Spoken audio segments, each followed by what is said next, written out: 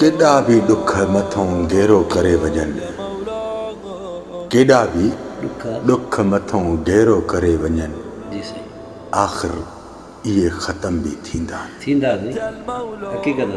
रब ॾिसे थो मां ग़लति ॻाल्हि कोन थो कयां, ॾुखनि पोयां सुख बि आहिनि, मुंहिंजे प्यारे रब जो फरमान आहे। चवे थो तकलीफ़ुनि खां बाद में राहत बि आहे, सुकून बि आहे, सबर कर। अॼु जेकॾहिं तुंहिंजे मथां इहे ॾुख हलनि था, मां रब तोखे ॾिसां थो, मां रब तोखे ॾिसां थो। बल्कि इन जे लाइ तुंहिंजे मथां ॾुख नाज़िल न कया त मां तोखे रब छॾे ॾिनो आहे, मां रब तुंहिंजे मथां इन जे करे ॾुख नाज़िल कया आहिनि त तूं थोरो पाण खे मज़बूत कर। रब जी ज़ात जो कसम जहिड़ी मज़बूत करे वए त अल्लाह रब्बुल अर्शिल अज़ीम जा मौजज़ा तूं ख़ुदि अखियुनि सां ॾिसंदे। अरे आख़िर जिस्म जे कंहिं हिसे में फुरड़ी निकिरंदी आहे, या रत ॻड़ी चवंदा न, फुरड़ी चवंदा रत ॻड़ी, जिस्म में निकिरंदी आहे त थोरे वक़्त जे लाइ हलंदी बि आहे।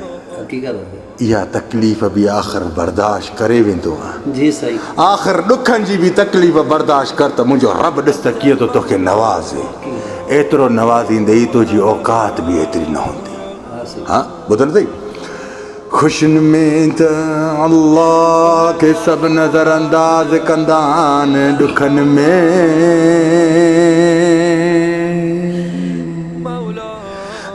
में अल्लाह खे तलाश कंदा अथई। यादि रखे इंसान, रब चवे न मां तोखे पहिरियों छॾियो आहे, न ई वरी मां हाणे छॾियो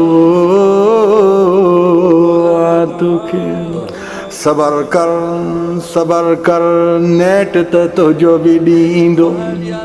अरे इंसान मां रब त ॾिसां थो, तो इंसान खे तूं केतिरो तो सबर करे।